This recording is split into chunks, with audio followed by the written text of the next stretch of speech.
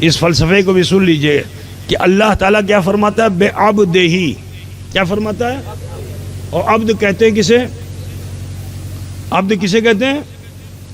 بندے کو، وہ بندہ کہ جو زندہ ہے، وہ بندہ کہ جو زندہ ہے اسے عبد کہتے ہیں۔ زندہ سے مراد جس میں جسم بھی ہو روح بھی ہو، ٹھیک ہے نا؟ جس میں جسم بھی ہو اور روح بھی ہو وہی عبد ہے۔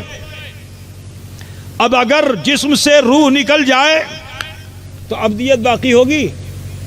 بولیے، اب تو عبدیت نہیں باقی نا، کیونکہ وہ مردہ ہو چکا ہے۔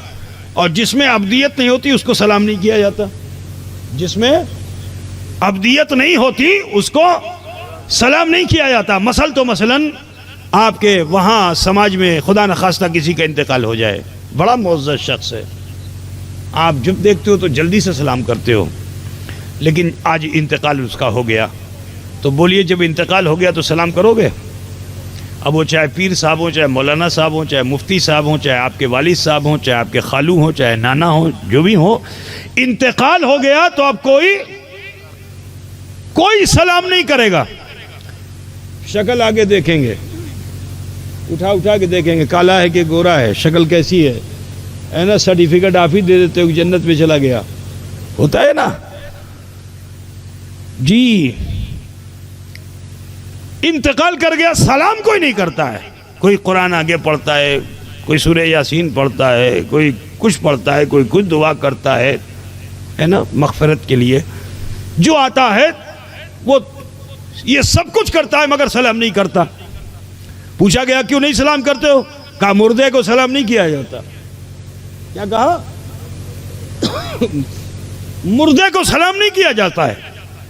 اس کو غسل دیا مگر سلام نہیں کیا، اس کو کفن پہنایا مگر سلام نہیں کیا، اس کو جنازے پہ رکھا مگر سلام نہیں کیا، اس کو کندھے پہ اٹھایا مگر سلام نہیں کیا، لے کے چلے راستے میں، نہ جانے کتنے لوگ اس کے جنازے کو کاندھا دیتے رہے مگر سلام نہیں کیا، قبرستان پہنچ گئے، قبر میں لٹا دیا مگر سلام نہیں کیا، تختہ لگا کے مٹی ڈال دی، اب جب لوٹنے لگے تو کہتے ہیں السلام علیکم یا اہل القبور۔ کیوں کہتے ہیں؟ تو یہی بتانا چاہتا ہوں کہ ہم مسلمان ہیں، ہمیں معلوم ہے کہ جب ہم کسی مردے کو قبر میں دفن کر دیتے ہیں، اس کی روح چاہے لین میں ہو یا سجین میں ہو، جیسے ہی دفن کر کے ہم رخصت ہوتے ہیں، اب اس بندے کے جسم سے روح کا تعلق ہو جاتا ہے، اور جیسے ہی روح کا تعلق ہوتا ہے تو پھر اب اسے اگرچہ وہ مردہ ہے لیکن سلام کرنا روا ہے۔ بات سمجھ گئے نا؟ نہ جسم کو سلام ہے نہ روح کو سلام ہے۔ سلام کسے ہے؟ ارے بولو نا بھائی، جس میں جسم بھی ہو اور روح بھی ہو۔ بس اتنا بتا دیتا ہوں کہ ایک عام آدمی بھی اس کو سلام اس وقت تک نہیں کیا جائے گا جب تک کہ اس میں جسم اور روح دونوں نہ جمع ہو، ہے نا؟ روح کو سلام نہیں کیا جاتا، ٹھیک ہے؟ روح کو سلام نہیں کیا جاتا۔ اب مجھے بتاؤ کہ حضور صلی اللہ علیہ وسلم نے جو سفر فرمایا تھا، اس سفر میں جب قرب حق ملا، تو اللہ کے رسول نے کیا فرمایا؟ التحیات للہ والصلوات، حضور نے کہا، تو اللہ نے کیا فرمایا؟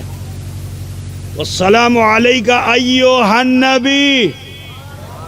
تو یہی بتانا چاہتا ہوں کہ اگر عبدیت کے ساتھ مصطفیٰ قرب حق نہ پاتے تو اللہ اپنے حبیب کو سلام نہیں کرتا، کیونکہ اصول یہی ہے کہ سلام اسے کیا جاتا ہے جس میں جسم بھی ہو اور روح بھی ہو۔